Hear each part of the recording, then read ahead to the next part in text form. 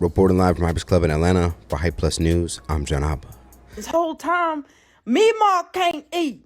Meemaw not gonna be able to get no Thanksgiving dinner this year. As you should know by now, it would be announced that food stamp benefits will not be given out next month due to the ongoing government shutdown. The current withholding of funds will affect 43 million SNAP users across the country, which costs the U.S. Department of Agriculture $8 billion per month to run. For some Americans, it has been assumed that SNAP being ended for November will predominantly hurt black people. Several bigots and misinformed people have also went on to use this stereotype as a way to wrongfully tarnish the image of black people in America. Now, as we approach the November food stamp shutdown, many black people have taken to social media to air out their reactions to the news, and many would point out that poor white Americans will be the ones predominantly affected. There's a white person right now reading the news about them cutting food stamps and SNAP benefits and stuff like that, thinking to themselves, oh, these not gonna be able to eat in November. Good riddance. Whole time, Meemaw can't eat. Meemaw not gonna be able to get no Thanksgiving dinner this year. To me, the only logical response to the government canceling SNAP benefits is for Americans to cancel the holiday season. Close the wallets. Close the wallets. You don't need to buy a turkey. You've had turkeys for the last how many years? You're good to skip a year. Black Friday hasn't Black Friday and I don't know how long. The deals suck. You don't need a new flat screen. You already got one from last year. Your kids have tablets. They have toys. They have electronics. They'll be good to miss out on 1 year. They'll be okay. It makes no sense for, in response to the government taking food off people's tables, for us to then open our wallets and continue the economy as if nothing is wrong. It's time for a cop boy of the holiday season. The time of year where corporations make the most. Only one that thinks that in the final hour, Trump is going to come and save the day with the SNAP benefits. I mean, I honestly think that he causes all of these issues and all of this drama and trepidation, and then he comes in and acts like he's the savior, and then his base is like, oh, praise be, oh, Trump, let me grovel at his feet and suck his balls. And so I honestly, in my heart of hearts, believe that October 31st, there's going to be something is going to happen where they will have found some money. They will reappropriate funds, and people who are in need of these SNAP benefits will get their benefits. Maybe it's wishful thinking, but I truly believe that they're not going to allow this to happen. And the only reason they're not going to allow it to happen is because of the wealthy people, because Walmart, so many people who shop at Walmart are on SNAP benefits. Walmart is this, $1 billion company. They're not going to let Walmart go without money. They're not going to let the rich go without their money. They could care less about the poor people like that. They don't care. They care about the wealthy people and that money not going back into those businesses. So maybe it's wishful thinking, but I truly, in my heart of hearts, believe that there's going to be something that saves the day and SNAP benefits will not be impacted. Y'all help me out with this math problem. America is about 60% white. White households make up 45% of people on SNAP benefits, food, government assistance. Black folks, about 13% of the population, and they are 25% of these SNAP users' government assistance. So when people say black folks are gonna have to work harder now that benefits are getting cut, the math isn't mathing for me. So let's continue. If the majority of people on assistance are white, then who exactly needs to work harder? No numbers there.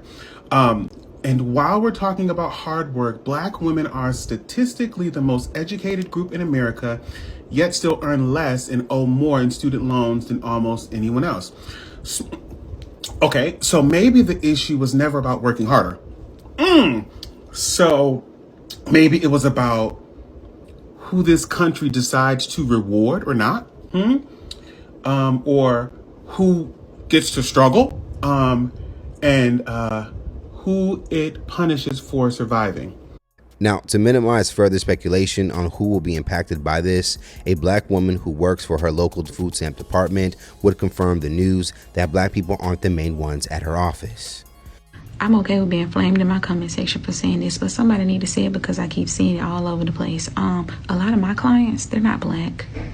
A lot of the clients that are calling and cussing me out, they're not black. A lot of the clients that are showing up to the office and showing their tail, they're not black. The ones on the phone getting upset saying, how am I going to feed my kids? They're not black.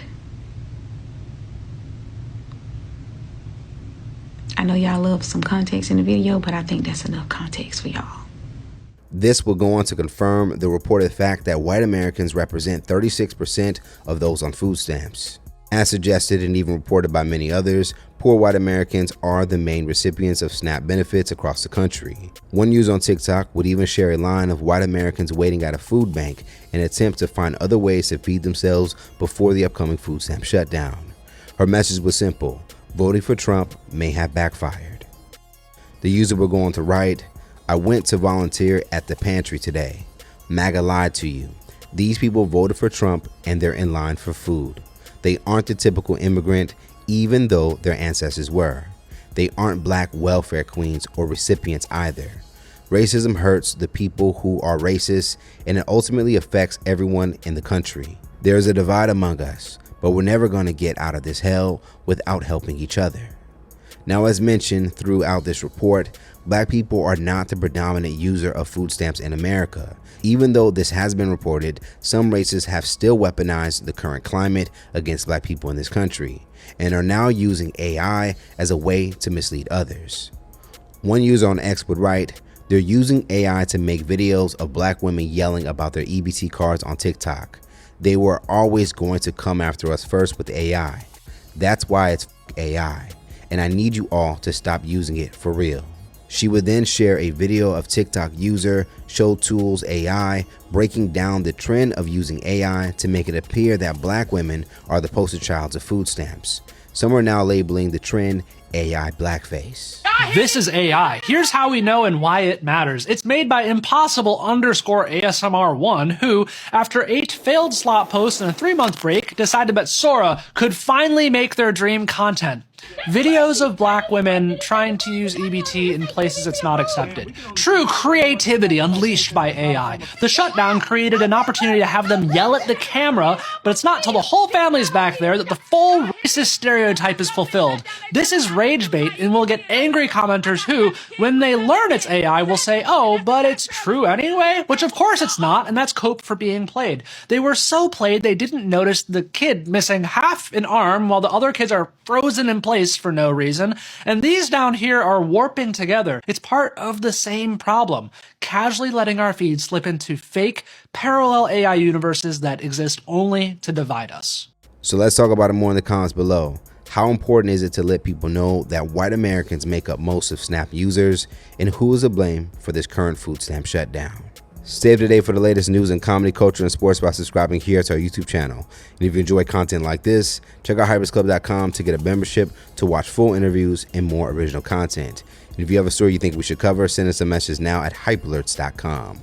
Reporting live from Hypers Club in Atlanta for Hype Plus News, I'm John Abba.